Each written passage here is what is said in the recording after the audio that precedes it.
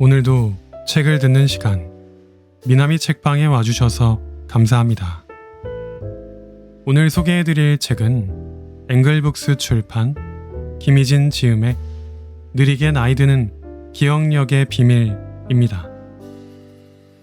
이 책의 저자 김희진 교수는 20년 넘게 환자들을 진료하면서 두뇌 건강에 진정 무엇이 필요한지를 끊임없이 깊이 고민하고 실제 치료를 시도해보며 효과를 본 방법들을 엄선해서 이 책을 통해서 우리에게 전달해주고 있습니다.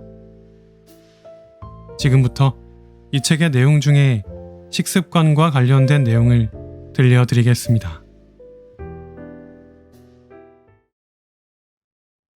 적게 먹어야 젊게 산다. 소식은 젊음을 유지하는 효과적인 방법이다. 소식을 어떻게 해야 하는지 모른다면 원래 먹는 양에서 3분의 2만 먹는 것부터 시작해보자. 미국 위스콘신 대학교 리처드 와인드루크 교수 연구팀은 원숭이를 대상으로 한 실험에서 평소보다 30% 소식한 원숭이가 마음껏 먹은 원숭이보다 수명이 30% 더 연장된다는 사실을 발견했다. 또 암이나 당뇨병, 심장질환, 뇌 위축 등 노화에 따른 질병이 감소했고 피부 노화가 늦춰졌으며 내장기관의 건강 상태도 훨씬 젊다는 보고가 있다. 리처드 와인드루크는 저칼로리식이 수명을 늘리고 나이를 더해도 생활의 질을 향상시킨다. 노화 관련 질병의 발증이나 생존율의 증가를 보건대 칼로리 제한이 강한 영향력을 행사하는 것이 분명하다. 라고 말했다.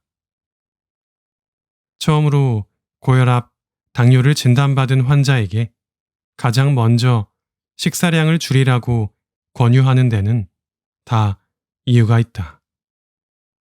운동은 그 다음이다. 미국 예일대학교 연구자들은 2년 동안 일상생활에서 칼로리 제한을 실천한 그룹의 다양한 생리 지표를 분석했다. 이들의 칼로리 섭취량은 평소대로 먹은 비교 그룹보다 14% 적어 흔히 소식이라고 부르는 수준이었다.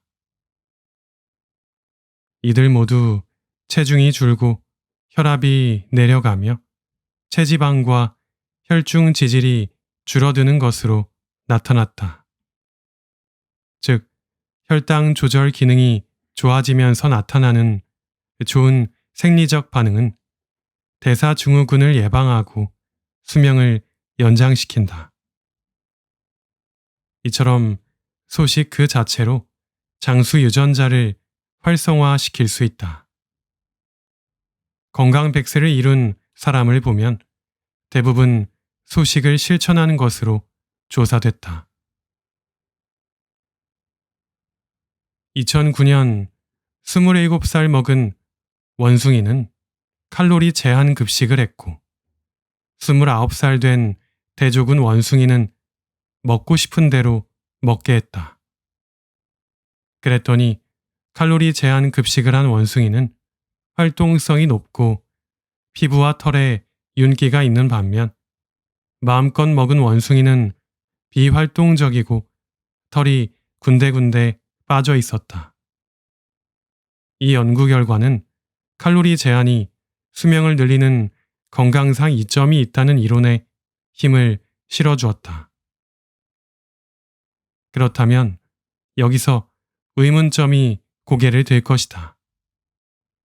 어느 정도를 먹어야 소식일까? 건강에 좋은 양은 어느 정도일까? 우리는 각기 다른 몸무게와 키를 가지고 있지만 일반적으로 인간의 하루 평균 섭취 열량이 2000에서 2500kcal일 때 30% 정도를 줄인 1500에서 1800kcal가 적절하다. 치매 걱정을 더는 치유의 식사법. 요즘 건망증이 심해졌고 무슨 일을 할 때 멍한 느낌이 들고 푹 잤는데도 머리가 맑지 않고 계속 피곤하고 왠지 온몸이 붓는 듯한 느낌이 든다면 매일 먹는 음식과 습관을 돌아볼 필요가 있다. 진료 과정에서 치매 같다고 찾아오는 많은 환자가 식사 조절에 대한 상담과 철저한 식단 관리만으로 인지 기능이 좋아지는 것을 드물지 않게 경험한다. 몇 년 전부터 일기 시작한 간헐적 단식에 대한 관심이 여전한데 이는 체중 감량뿐 아니라 신경세포를 보호하는 데 도움이 된다고 알려져 있다. 공복 상태가 지속되면 세포 내 에너지원이 고갈되면서 오토파지 현상이 일어난다. 오토파지는 세포 내 노폐물과 손상된 단백질을 제거하는 과정으로 신경세포 재생과 뇌혈류 개선, 인지기능 개선 등 뇌 건강에 중요한 역할을 한다. 또한 간헐적 단식은 우울증 치료에 도움이 되고 알츠하이머병 예방에도 긍정적 영향을 미친다고 알려져 있다. 뇌에도 좋은 간헐적 단식. 간헐적 다이어트로 통하는 16시간 단식은 체중 감량, 혈압 강화, 기분 전환에 효과적이다. 매일 식사를 정해진 시간대로 제한하는 시간 제한 식사가 다음 연구를 통해 체중과 체지방 감량에 효과적이라는 것이 입증되었다. 2017년 성운기 교수팀의 연구에 따르면 12시간에서 16시간 음식을 섭취하지 않은 쥐는 다른 쥐에 비해 새로운 뇌세포 생성을 보였는데 단식할 때 몸은 새로운 뇌세포 생성을 촉진시키는 그렐린, 단기적인 섭식 행동을 조절하는 데 사용되는 식욕 촉진제로 인체로 하여금 배고픔을 느끼게 하여 섭식 행동을 유발하고 부교감 신경을 활성화시키며 체내 대사율을 감소시키는 물질을 생성한다. 뇌 활동의 주 에너지는 포도당이다. 그런데 단식 상태에서는 지방산을 연소해 에너지를 얻는다. 이 과정에서 음식 섭취를 제한함으로써 케톤이 생성되도록 만들 수 있는데 케톤 상태의 뇌에서 뇌신경 성장 인자의 분비가 활성화되고 기억력이 중요한 해마의 생성이 활발해진다. 그래서 케톤 생성을 활용하는 식이요법을 통해 체중 감량을 하거나 뇌전증을 치료하는 데 사용된다. 단식에는 여러 가지 방법이 있는데 음식을 마지막으로 섭취한 뒤 16시간 지날 때까지 아무것도 먹지 않는 방법이 가장 일반적이다. 16대 8 단식으로 알려진 이 방법은 16시간 음식 섭취를 제한하고 나머지 8시간에만 음식을 먹는 식이요법이다. 이 방식은 인슐린을 줄이고 비축된 지방을 분해하는 이로운 효과를 가져다 줄 수 있다. 건강을 위해 단식하기 전에 주의해야 할 사항이 있다. 허기를 이기지 못하고 고삐 풀린 망아지 마냥 날뛰는 폭식은 절대 금지다. 허기가 몰려오면 책을 읽는다거나 음악을 듣는 등 관심을 다른 곳으로 돌린다. 또한 굶은 시간에 대한 보상으로 먹는 기름진 정크푸드는 심각한 요요 현상을 불러온다. 이를 예방하려면 먼저 1시간에 한 모금씩으로 규칙을 정하거나 적당한 크기의 물병 하나를 채운 다음 천천히 마시는 식으로 수분 섭취에 주의를 기울이는 게 좋다. 단식을 마친 뒤에는 섬유질, 단백질, 건강한 지방이 주를 이루는 식사를 하는 것이 중요하다. 처음 단식하는 사람은 피로하거나 짜증이 날 수 있으므로 운동은 식사하고 나서 가볍게 하기를 권한다. 아침 식사 거르기. 단식을 실천하는 가장 쉬운 방법 가운데 하나는 아침 식사를 거르는 것이다. 밤 동안 금식했던 상태를 아침까지 유지하면 잠에서 깬 뒤 30에서 45분 뒤에 가장 많이 분비되는 호르몬인 코르티솔을 더 유용하게 활용할 수 있기 때문이다. 코르티솔은 저장되어 있던 지방산, 포도당, 단백질을 동원해 연료로 쓸 수 있게 돕는다. 그래서 저녁 식사를 거른 것에 비해 아침을 건너뛰는 것이 더 이로울 수 있다. 이른 시간에 저녁 식사 먹기. 아침을 거르기 어렵다면 저녁 식사를 조금 일찍 먹는 것도 좋은 방법이다. 루이지애나 주립대학교의 한 연구에서 과체중인 사람에게 오후 2시 이후로 아무것도 먹지 않도록 했더니 피험자에게서 포도당이 아닌 케톤 연소가 증가했다. 또한 탄수화물에서 지방으로 또는 지방에서 탄수화물로 전환하는 능력인 대사 유연성이 향상되는 것으로 나타났다. 초저열량 다이어트. 이 식이요법은 섭취하는 총 칼로리를 800에서 1100kcal로 제한하는 것으로 어떤 탄수화물을 섭취했느냐에 상관없이 식사량이 극단적으로 줄어들면 몸에 비축된 열량을 방출함으로써 에너지 결핍에 대응한다는 발상에서 나온 방법이다.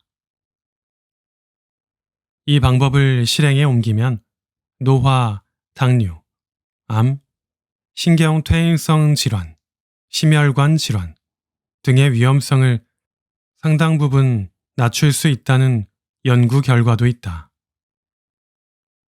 이 외에도 격일 단식 등 여러 가지 시간 제한 식사법이 있다.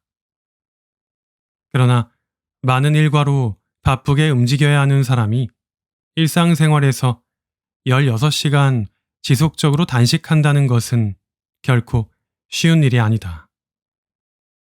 이런 경우 어떤 방법으로 대체할 수 있을지 알아보자. 적게 먹고 젊게 살기. 아침은 충분히, 점심은 적당히, 저녁은 적게 또는 대충 방법을 사용할 수 있다. 사실 오전에는 신체 활동이 가장 활발하고 머리를 써야 할 일이 많기 때문에 아침 식사를 든든히 해야 한다. 출근 시간에 쫓기는 직장인은 아침 식사를 거르거나 부실하게 먹게 된다. 그러다 보니 일찍 허기가 찾아와서 점심때 과식하는 경향이 있다. 이때 과식 자체도 나쁘지만 사먹는 음식에는 노화를 촉진시키는 조미료와 소금, 설탕, 지방이 많이 들어있으므로 주의해야 한다. 저녁 시간대에는 부교감 신경의 작용이 활발해져 에너지를 빠르게 소비하기보다는 영양분을 축적하려는 경향이 강하다. 그런데 늦은 시간에 먹는 간식이나 야식은 대부분 체내에 저장되는 등 비만의 원인이 된다. 이런 이유로 저녁 식사 시간을 앞당기거나 저녁 식사량을 갑자기 줄이면 밤늦은 시간에 출출해져 간식의 유혹에 빠지기 쉽다. 따라서 가능하면 일찍 잠자리에 드는 것이 좋다.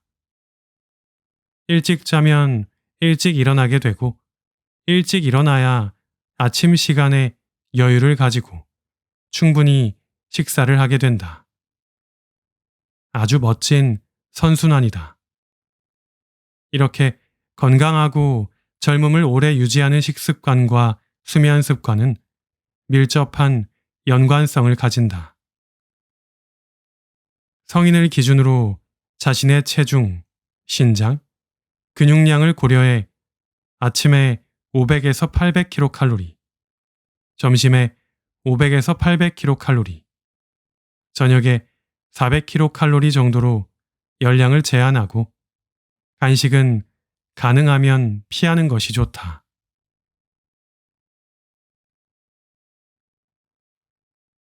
자신에게 맞는 식사 패턴 찾기.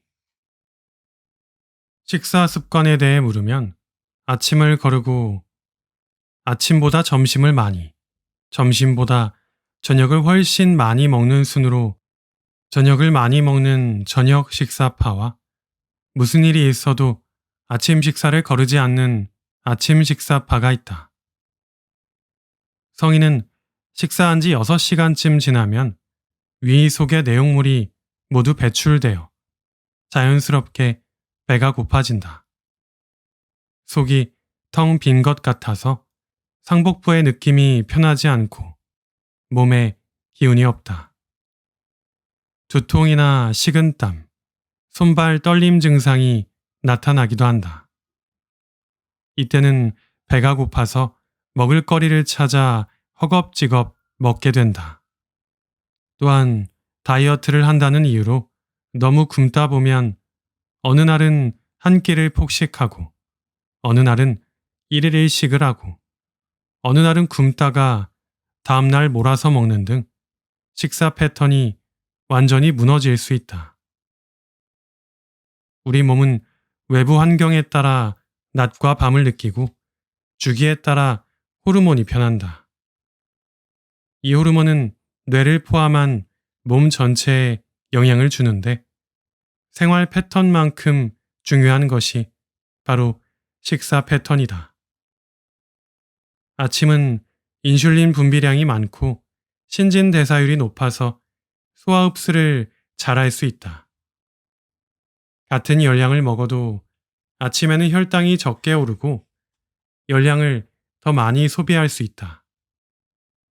반면 저녁에는 인슐린 분비량이 줄어 같은 열량을 먹어도 신진대사율이 떨어져 태울 수 있는 열량이 줄다 보니 체중 감량에도 좋지 않다.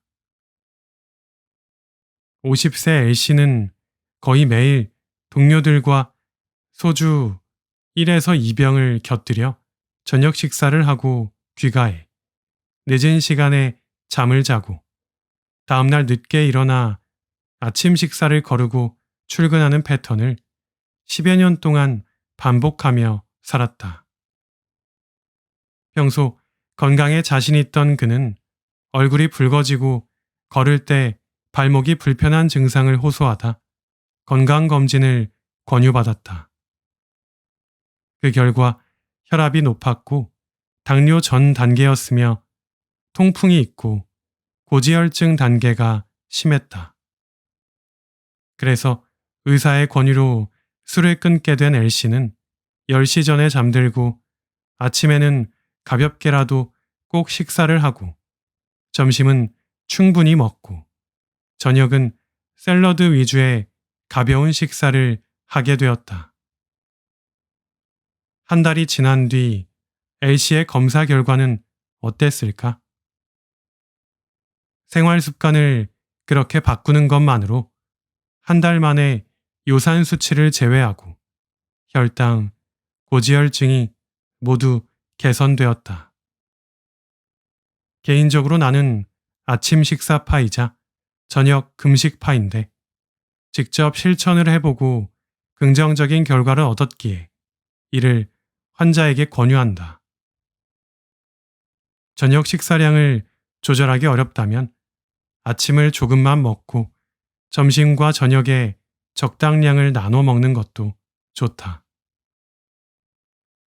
당뇨나 고지혈증 등 대사증후군이 있는 사람에게는 인슐린 저항성을 개선하는 저열량 아침 식사를 하라고 권유한다.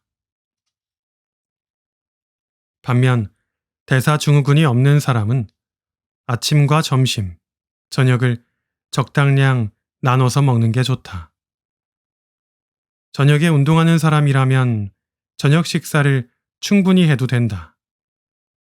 다만 취침 전 2~3시간 전에는 식사를 끝마치는 것이 케톤 연소에 좋다.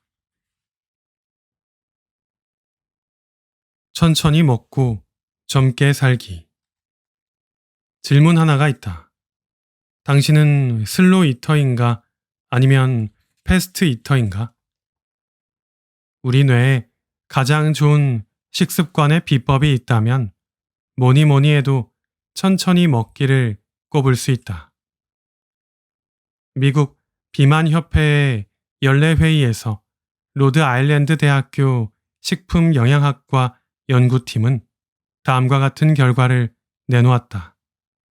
첫째, 빨리 먹을수록 더 많이 먹게 된다. 둘째, 뚱뚱한 사람이 마른 사람보다 더 빨리 먹는다. 셋째, 남성이 여성보다 더 빨리 먹는다. 그리고 BMI가 높은 사람은 BMI가 낮은 사람보다 더 빨리 먹는 경향이 있으며 통곡물 시리얼, 통밀 토스트 위주로 식사하는 사람은 정제한 곡물 위주로 식사하는 사람보다 더 천천히 먹는다고 한다. 다음은 천천히 먹기와 관련된 노하우다. 첫 번째, 음식은 오랫동안 여러 번 씹어 먹는다. 여러 번 씹으면 히스타민 신경계를 활성화시켜 포만감을 빨리 느끼고 활성화된 히스타민 신경괴는 교감신경을 흥분시켜 체내 지방 분해를 증가시킨다.